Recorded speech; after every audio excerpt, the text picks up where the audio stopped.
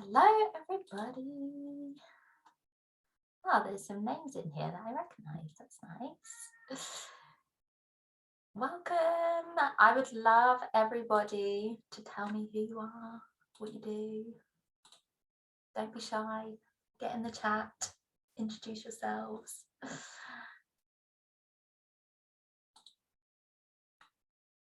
Just finding my slides, so I belong.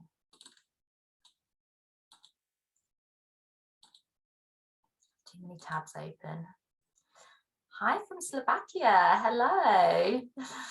Yeah, tell us where in the world you are. Sorry, I feel like my camera is being a bit dodgy. Hopefully it'll hold out. It's the first time I've used it, so we'll see. Amelia, hello, nice to see you. From London, Canterbury. Oh, the camera's working fine, good. Italy, Manchester, dog grooming. Oh, my pleasure. From Australia, Stourbridge. This is so cool. I'm in Bedfordshire. I feel like I need to take part in this. Nigeria, South Africa. Wow. Norway, but student in London. I'm reading these out because obviously there'll be some people on the replay that won't be able to see. From Vietnam, from London. Hello, Ramona. Xander's in Somalia. I could just sit here and do this all day and just say where everyone's from. Cool. All right. I promise I won't. Yes, everybody is muted. Don't worry. You can carry on as you were. And then I'll get my slides up here and start sharing them. So yeah, I really appreciate everyone getting up bright and early to join this workshop. So if I share my screen, hopefully you should be able to see that. The only thing with me sharing my screen is that I can't see the chat. So I'm going to go full screen and get going. So, you know, if you have any questions, please feel free to put them in, and we'll probably get round to them at the end, so we can, so we're not jumping around too much, but don't think I'm ignoring you. I promise I will get round to them at the end. So welcome to this workshop. It's all about how to ensure your business is more visible in 2023. I think visibility is just getting more and more important as social media in particular is becoming such a huge sales driver for people. So I'll get rid of my face there. This is me. I'm Elizabeth. This is my cat Vinny. I was just speaking to Talia about Vinny here, so here he is. My background is in the fashion industry, so I've worked in the retail industry for at least 15 years. I'm starting to lose count now. I've worked for Next, Miss Selfridge, and Asda, Georgia Asda Kidswear, which is owned by Walmart for our international guests. And then after about 10 years in buying, I left my corporate, I left the corporate world to then work in supplying. So rather than buying in from suppliers, I was the supplier selling into the buyers. So I've got this sort of like 360 view of buying and selling, which is super helpful now that I'm working with small businesses that need help with manufacturing and marketing. And then obviously what always comes into it when you're working alone is the mindset piece as well. So I say that I work with creatives to sell their products without selling their soul. I think selling gets a bit of bad rap, that it's just kind of gross and icky to use that word. And actually it doesn't need to be. And I'm kind of helping people get over their fear of showing up, and also working a bit on money and magic and manifestation in there as well. So don't worry, it doesn't get too woo-woo today, but if you're into it, come give me a follow. I'm at Elizabeth Styles UK on Instagram. There's lots of fun memes, videos, tips, tricks, tools, loads of educational stuff on there, like case studies, things that you can learn from all different brands. So that is me. So marketing 101, like I know some of you will be like, have degrees in marketing, other people won't even know what the word means. So let's just really get down to basics. Marketing is literally just telling people what you do over and over and over again in all different formats so that you don't bore your audience to death. So we want to be spending as much time on the marketing as you do with the products themselves. I would say this is one of the biggest mistakes that I see people making, is that they say, I don't have time. I don't have time to do the marketing. And my answer to that is that you're probably spending too much time on doing something that isn't as important.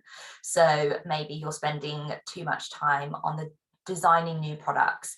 Maybe you're spending too much time on admin and not delegating, or you're spending too much time on Netflix and not just prioritizing or seeing the benefit of how much marketing can do for your business. Because if you are not visible, if you're not telling people about what it is that you do, and you're just kind of keeping it to yourself, you can kind of end up in a bit of a bubble, and you trap yourself into thinking that you're doing loads, you're talking about it loads, you're thinking about it loads, but nobody else knows. So if nobody else knows what it is that you're doing all of this time, then it's kind of pointless doing it. So I went to a really great workshop, very similar to this, a few years ago, and they gave me a breakdown of how I should be spending my time. And I was like, great, I'm very good with like a framework, a template of some kind, and I'll apply it to my own stuff. So what we want to think about is having 40% of our time making and 40% of our time marketing. So doing the do, and then telling people about what it is that we're doing. Then 10% admin, and the way I think of this is like things in the past, tying up loose ends, accounts, bookkeeping, etc. And then 10% in future development and design. I think what most people do is they spend sort of like 80% of their time in one of these areas, and then things go a little bit awry because it feels very natural to spend time in your comfort zone. So maybe if you're really great at making, you know, you started baking cakes, everybody told you how brilliant you were at baking cakes, you should start selling the cakes, and then all of a sudden you've got to add in these 3 other jobs somewhere, and it just feels quite unnatural. And so for creatives, you know, I know most people just want to spend all their time making, but that is sort of like the big difference between a hobby and a business, is that a hobby, you spend all of your time making, you don't need to tell anybody about it. Whereas if you want it to make money, you have to tell people. So if you see 40% marketing and think, what am I going to be doing for 40% of the time? Sharing on Instagram, that's one. What else? Like, feel free to get chatting in the chat box of what could you be doing for 40% of your time to tell people about your business. So engaging with other creators, LinkedIn, amazing. Yes, I'm loving these answers. Blogging, commenting on posts in niches, TikTok, Facebook, Twitter, newsletters, Facebook group, SEO, PPC. These are all amazing answers. YouTube videos, socializing, research. Yeah, like definitely not forgetting about in person. I think that has disappeared over time. PPC is pay-per-click, so looking at sort of Google ads and things like that. I feel like TikTok marketing has a reputation for low quality. I actually put a post out recently saying I'm not touching TikTok this year, and it got a very good, interesting response. So if you want to take a look at that, head over to my Instagram here. Yeah, networking. So I've given you some clues here, feel free to screenshot, but I will send the slides to Talia afterwards, so don't feel like you need to write everything down, like these are all for you. So you can ask people to join your newsletter and also write the newsletter, send it to your list. I think sometimes people are like really good at getting people on the letter, or really good at sending out the letter, but you know, they are two separate tasks.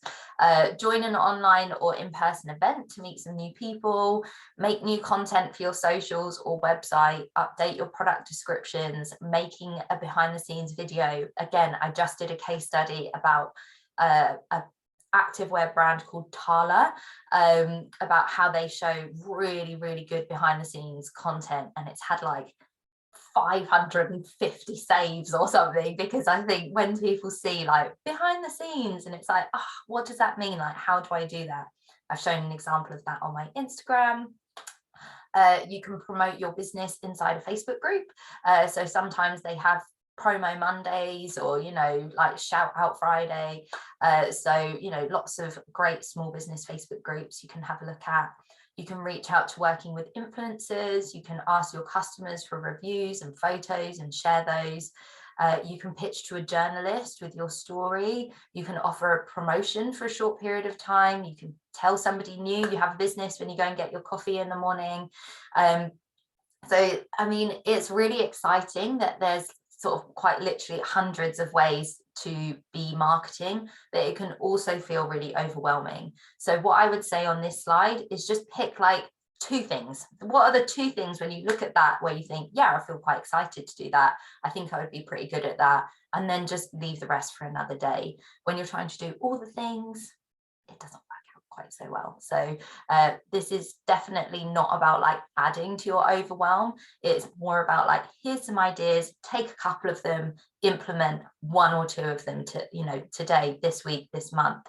And that could be a really great thing for you to do at the end. You know, like if you've got all your notes from today, you can then write today, this week, this month, this year, and then sort of separate out those tasks accordingly. So you don't need to do everything right away, you know, you can spread it out. So let's have a think about how we're showing up online. I hear quite a lot that, oh, when I get to 1,000 followers, when I get to 10,000 followers, I will do this. And I find it a little bit rude, even if I could dare say that. Like, please, please, please do not be belittling the number of followers that you have, regardless of how small your audience is. You don't need X number of followers to do anything. You don't need 1,000 followers to go live. You don't need 10,000 followers to talk to the camera. You don't need more followers before you start selling your products. In fact, it's the total opposite. You get that number of followers by doing these things, by going live, by collaborating with other businesses, by talking to the camera, by talking about what it is that you do. So I want you to think less of like, how can I get more followers, and more of how can I build a community and actually engage people. And I've underlined the word people, because they are not just followers. They're not just a number on the screen. They are people. They are humans. They have emotions. And these people are showing up for you. Even if you have 10 followers, that is 10 people who are coming to see what it is that you're doing. They have pressed that follow button. They have taken an action to tell you that they are interested to hear more. So please don't ignore those people until you get a certain number of followers, because it's just not very nice. And if we think about it and compare it to real life, this is 30 people. So if I asked all 44 of you, you know, how many people are watching your stories at the moment, whether it's 30 people, 100 people, 1,000 people, this is what these numbers actually look like. And so if I asked you to go and do a presentation in front of these 30 people, that might feel a little bit nerve-wracking or a bit nervy, you know, like, oh, okay, you know, some people might be like, no problem. Other people will be like, hell no, would I do that? My face would go red, my hands would be shaking. But then I say to that same person, okay, can you carry on showing up on camera in front of 30 people watching your stories? And they say, oh, well, there's kind of no point. There's not that many people watching. Or what I hear even more is there's nobody watching. And I'm like, no, that's not true. There's like, even if there's 30 people, look at how many people that is. That's a classroom full of people. So I'm kind of giving you permission today that you are allowed to take your business seriously from day one. Before you have any followers, before you have anybody in your community, you are allowed to call it a business. It's up to you to make it a business. It's not embarrassing. It's not sleazy. Call it a business. And if you don't, then it's really difficult to expect other people to take you seriously as well. And so it really does start from you. You know, we've just come out of Christmas. I'm sure some of us have a little catty Aunt Jackie who's saying, how's that little business going of yours? Or how's that little project coming along? And you feel hurt by that, and you think, God, I'm really trying here. And you're just sort of playing it down. That might be sort of the energy that you're giving out with it. And so take ownership of it, keep going. Don't belittle the number of followers you have. So the next thing is to show up. And this sounds so simple, but it's to show up even when you think nobody is watching. And so the reason I put this picture here is because she's having her picture, you know, she's showing up, for example, and there's lots of people around her, but they're not quite touching her. And so this is like a metaphor for somebody showing up online. Let's say, you know, you're talking about things, you see people watching, but nobody has bought, nobody has liked, nobody has like left a comment, or like a couple of people maybe have. You put up a story and you put one of those question boxes up, but somebody hasn't replied to it at the moment. And I want you to think, how does that feel when you are the content creator? And how does that feel when you are the person consuming the content? So when you are creating the content, it feels really disheartening when you put something out and it doesn't get many likes, it doesn't get many comments, it doesn't get many replies. But when you think of being a consumer, you might see something and think, God, that's so cool. And then you show your flatmate and you're like, God, I love that screenshot, and then put your phone away. That person doesn't know or receive that screenshot message. It doesn't receive that, showing your phone to somebody else. And so when you're consuming content, if you like something, it doesn't mean that you always press the like button. If you think about a comment that relates to that post, you don't necessarily leave a comment every single time. You don't reply to every story. You might think, God, that's a really great conversation starter. And you go and meet your friend for lunch and you go, I saw this girl on Instagram. She was talking about this. You should go and have a look. And so remember, there's all these conversations happening like around you all of the time. Somebody might just be following, loving, watching, showing up for you every single day. But if you don't necessarily get that feedback every single time, and you're almost like linking your worth to that, it makes you feel really disheartened and kind of like you want to give up. And I want you to remember that you need to show up on the big days, on the slow days, on the quiet days, on the small days, on the loud days, and kind of keep that consistency flat, regardless of where your engagement is at. Because when you push through it, it's kind of like being on a diet, or going to the gym. You go to the gym whether you feel like it or whether you don't, whether you're seeing results or whether you're not. You just keep going because it isn't that instant gratification that comes. So just a little reminder to show up even for those silent watchers. I will never give up. I love that in the chat. So energy is the best excitement for sales. You can sell your products without having to sell your soul. And I want you to remember that people have chosen to follow you. People don't follow people sort of like willy-nilly these days. They make a conscious effort to think about what they want in their feed, what they want to see in their life, what they want to see when they wake up in the morning and start scrolling. So with the action of somebody pressing that button to say, yes, I follow you, that is a sign and a signal and a massive, massive permission slip to show up for those people and to think about it like they've kind of bought a ticket for your show. And by you hiding away and assuming that you're going to bore them, or assuming they're going to irritate them or annoy them or spam them, that is just your head getting in the way. They have actively pressed a button to say, I want to hear from you. So therefore, you have the right to talk about your products, to talk about your life, whatever it is that you want to share on your page. They have seen a certain amount of content and made a decision to think, yes, this is for me. And so if you're shying away from that and choosing not to sell it, choosing not to talk about it, choosing to just feel a little bit like meh about showing up, then that's what the reaction is that you're going to receive in return. So if you're not excited to sell it, why would anybody be excited to buy it? You have to be your number one cheerleader for your business. And even if that feels a little bit tricky, I'm going to show you a little tip later on. So I think where people get stuck showing up online is not knowing what to talk about. You run out of ideas really quickly. And when you're running out of ideas, you find it difficult to maintain that consistency.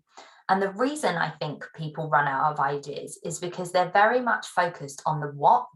They talk about the what a lot. So this is a blue bag, this is a pink bag, this is a slightly darker blue bag, this is a red bag, it has silver buckles, it has a small handle, it's got an extra handle, it is this price. Okay, like, you're just spewing facts at me. And if any of you have seen the Simon Sinek talk about Start With Why, you will know that the factual part of our brain that processes information is not linked to the part of our brain that drives action. So when you're just talking about the product, the what, you're not driving anybody into the checkout necessarily. You're not changing behavior. What changes behavior and drives action is talking about the emotion behind the product, or connecting with somebody's emotion.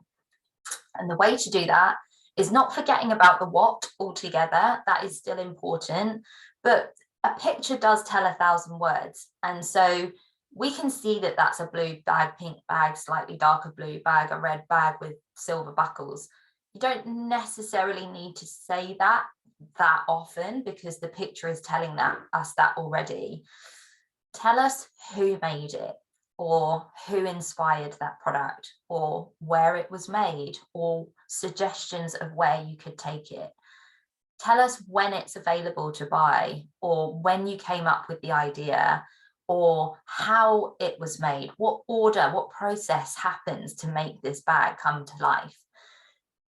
Why is it so important for you to be selling these bags? And when you start thinking about repurposing your content in this way, you've all of a sudden gone from one post, talking about the bags and what they are, to why they created them, how they were created, when they're available, where they were made, who they were for. Like, you've kind of then got 6 posts compared to 1. And so I want you to think of your content as like an elastic band that you're like pulling out, and assume people are interested. This is so, so important. I think this was the best bit of advice that anybody gave me, is to assume they're interested, assume the best. It is so easy to think nobody's going to be interested in that. Surely people wouldn't want to hear that. But they do, and the way you can prove it is by looking at the content that you consume yourself. If you're seeing behind the scenes content from people and seeing people share their story, you are probably interested in that, and trust that other people will find that interesting from you as well. So really important to make sure that you are repurposing your content. So this is what I was saying earlier about your excitement. If you feel like your excitement is waning, please go back and check in with why you're doing this, and think about what gets you out of bed every morning. What was the thing that made you do this? And it's really important to remember that when you're connected to your purpose will outweigh your fear. Sorry, I've got hiccups. So you won't be distracted by comparison when you are captivated by purpose. And I love this quote because it is so powerful and kind of shakes us out of that negative thought pattern. Remind yourself why you're doing this. What would your 5-year-old self be so excited about?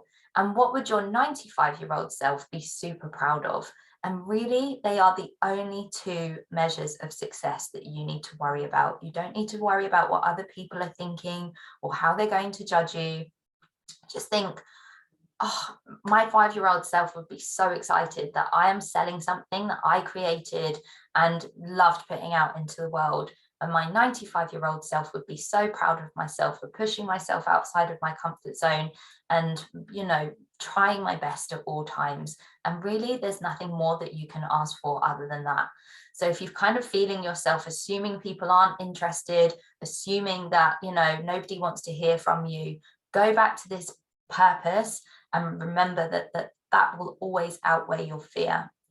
The other thing I would say on this is that you're not worried about what other people think. You're worried about what you think other people are thinking, which is a whole different ball game. And actually, when you think about it like that, you're just making it up. And so are you really going to let the potential thoughts of what other people might be thinking stop you from fulfilling your purpose? That is crazy. Like, you cannot let that happen. So this is your permission slip just to effing go for it, basically. So when sales are slow, do not go quiet. It is the easiest thing to do, that you retreat away. That is the worst possible thing that you can do, because it is just going to spiral down, down, down, down, down to the point of complete silence. And I came up with a phrase last year that people are really resonating with, where I tell them to sell through the silence. Just keep going. Ask more questions, make more content, and really watch your language as well. So when people say I've had no sales, I have like 0 followers, that isn't true. You do have had some sales. You have some followers. And so going back to that, treating people like humans, remembering to show up for those people is really important. And I want you to treat marketing like your place of work.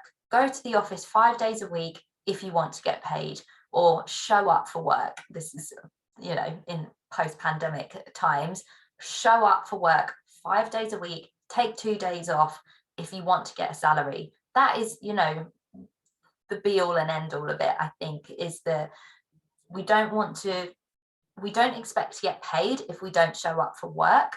And therefore, we can't really expect to get paid if we don't tell anybody about what it is that we're doing. And we just want to see marketing like a place of work. You don't need to post every day, but try and do something every one of those 5 days to push your sales forward, whether it's telling somebody new about your business, talking about your business online, posting it in a Facebook group, sending an email, requesting people to join the newsletter. It's not saying post on social media every day. It means do one thing a day to move it forward if you can. So to conclude, your business has to be visible in order to be sustainable. Some products sell themselves, but most of them don't. So I want you to show up in a way that feels authentic to you. And if you take your business seriously, then other people will too. And if you enjoyed that, then I am actually working on a course at the moment, which is opening on Monday. Very exciting. It's called the Visibility Project, and you can join the wait list. It's a 4-week course for product-based businesses who want to convert their followers into a loyal community of customers. It is so much fun. Honestly, I promise you, if you enjoyed that, you're going to love this. And you know, we talk about the customer psychology behind what makes somebody buy, and like the kind of content you need to be creating that matches that customer journey. It's really cool. It's really exciting. And I can't wait to see if any of you would be interested to join. I will actually put the the link to join the wait list in the chat so that you can come and take a look. And when you join the wait list as well, you automatically get a free 10-page PDF guide of how to be more visible automatically. So there you go. If you want to come and take a look, you can join the wait list here. And let me stop sharing my screen so I can see you. I lost you for a second. So yes, feel free to take a look over there for all the details. Thank you, Jack. No worries. I will be totally honest. I've been kind of neglecting the chat because I was very aware of the time. And the link is in the chat. So I'll just pop that there again so that you can see it. So thanks for your presentation. Do you have any small business groups that you would recommend joining? Yes, there is the Resilient Retail Club. There is the Female Founders in Retail. There is the, I think one is called Let's Talk Shop with Therese Ortenblad. There is the Female Entrepreneur Society. I think it's called Association. But honestly, just type small business in. When I started, I literally just joined about 30 different small business groups. There's the indie roller community, and just see which ones kind of stand out to you, and see which ones that you enjoy the most. Somebody's saying, oh, thanks, Talia. Yeah, the link isn't showing up here. Hopefully you can see it in the chat. Fingers crossed. Oh, okay. Maybe we'll email it out afterwards because I can see lots of you are interested in getting the link, so we can send it out to everybody that attended to make sure that it's possible for you to join.